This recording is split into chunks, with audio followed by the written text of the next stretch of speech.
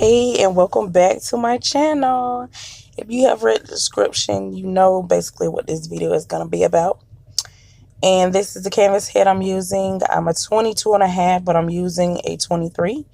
I'm using a Purple Pack Premium Yaki 10-inch 2 packs 1B. And I have a hot glue gun. And I purchased my glue gun from, I think it was Walmart, but the glue sticks, you can either purchase those from Walmart or you can get some from the Dollar Tree. So that's a plus.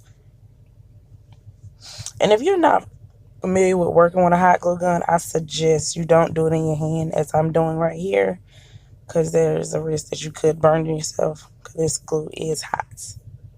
That's why it's called a hot glue gun. But yeah.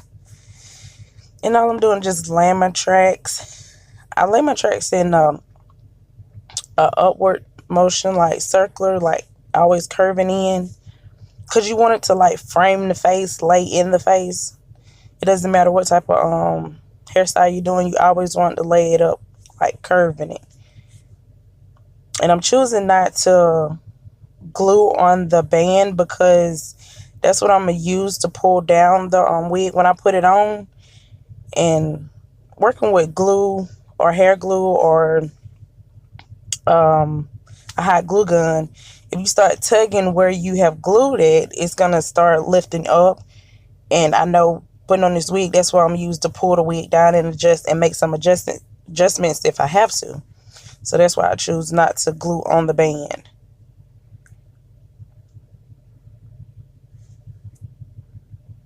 So you're just gonna keep going up in a circular motion, trying to frame the face out. And that's probably the safest way to do the glue gun, is laying it on top of the wig head. If you want to do it that way, that's another option. But right here, I'm just going to start filling in the back and start focusing more on the sides. Because if you keep curving the tracks up, you're going to fill in the sides also, along with filling in the back.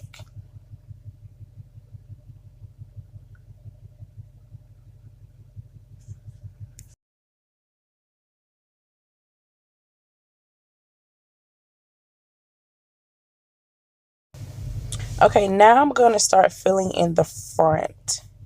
I know some people wondering, like, well, why you just didn't keep going in a circular motion till you get to the top or to the middle of the head. But I don't know. I just find that if you section it off like this, you can control how much hair you want on your bang if you do it this way, in my opinion. So this is why I choose to do this. I think I laid about 4 tracks down going straight across in the front. And then I started going in a circular motion.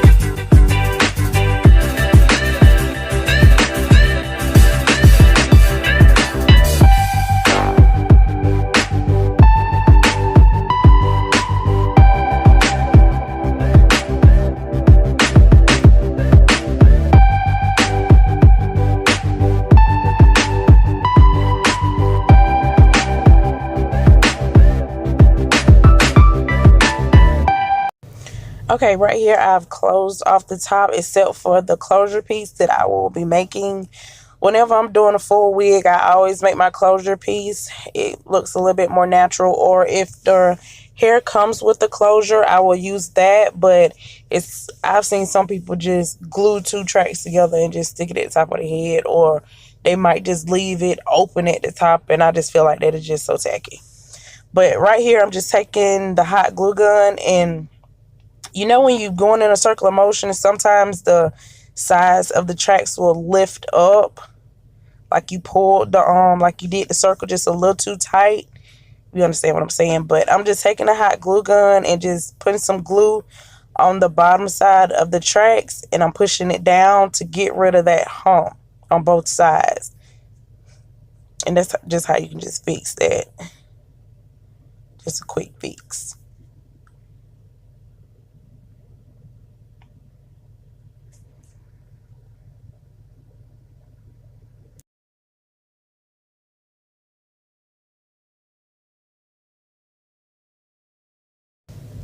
When it comes to me making my closure, I always split the hair into two. I'll take a eyebrow archer and split the tracks. If it was curly hair, then I probably want to split the tracks because you wouldn't be able to see it that good. But since this is straight hair, I want to make sure it lays flat as possible. So those are the two pieces from me splitting the tracks. And I'm just going to take some bonding glue and I'm going to put it on one side of the track that I split. You don't want to put too much on there, and you just want to roll it up. Just take your time rolling it out because you want it tight as possible.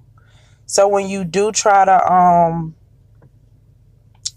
fan it out so it can fit over the opening in the top of the wig, you want to make sure there's no opening. So that's why you want to make sure you twist it up tight as possible. And just take your time and don't rush this process.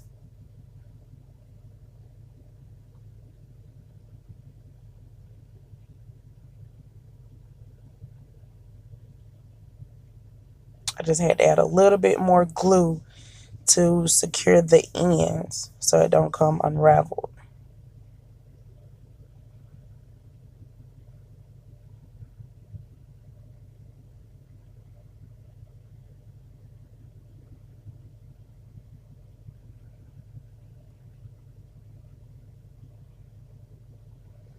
Okay, and this is what you should have once you've done that.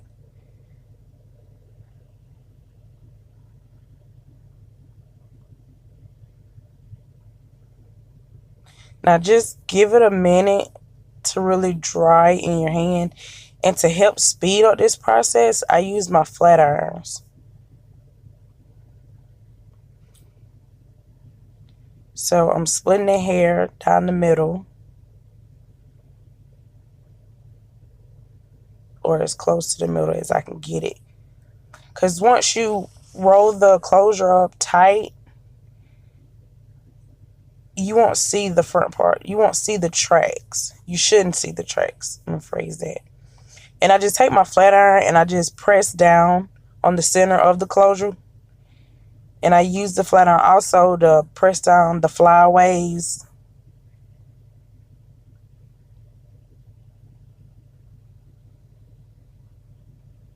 But you want your closure to look natural as possible. And that's what it should look like.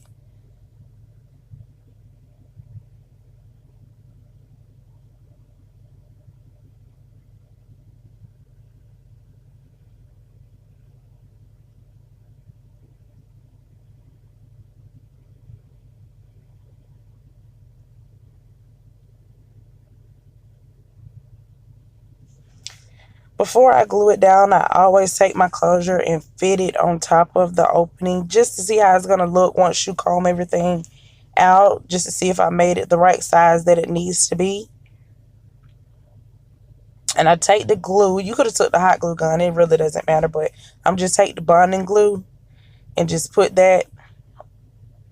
And I normally put a little bit on the wig cap. That's optional also.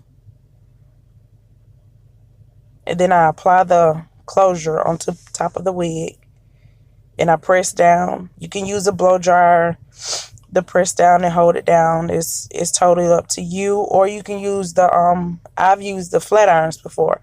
Like the side parts of my flat irons, I use that to put pressure on it, put some heat to it to make sure it sticks.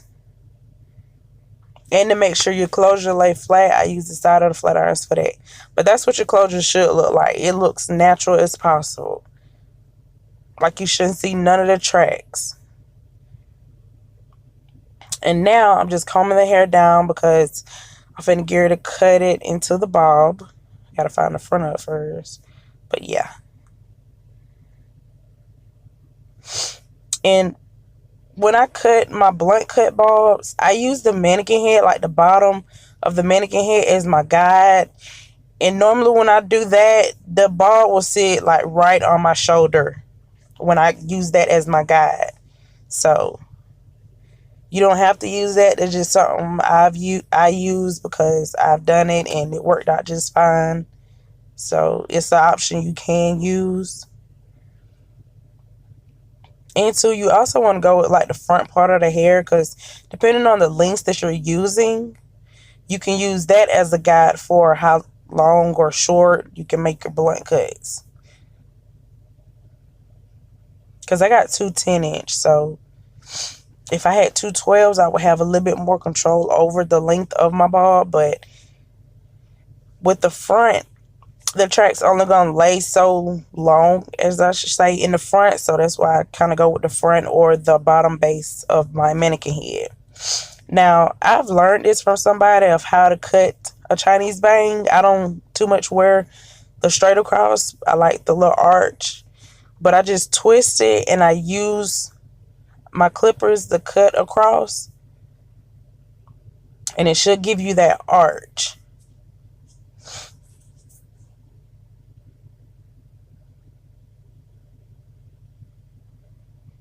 And here I'm just trimming it up, making sure everything blend in. Which on this side right here, you can see it's pretty good. And then with the sides, you want to take them and kind of frame them, kind of shape them to like blend in with the bang. Because I mean, you can leave it like that, but I just find it better.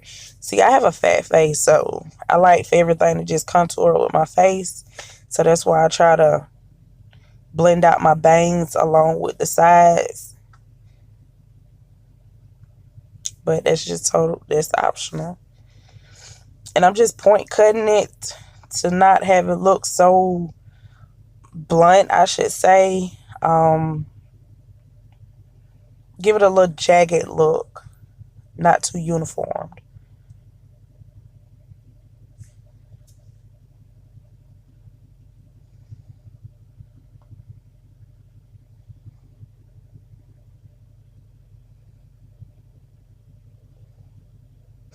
And here's the front. And here is the complete look.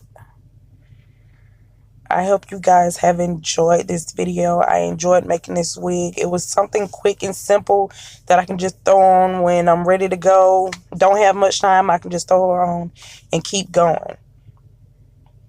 But if you guys haven't already subscribed to my channel, make sure you hit that subscribe button. Make sure you hit that like button. And make sure you hit that notification button so you can be aware of when I post a new video.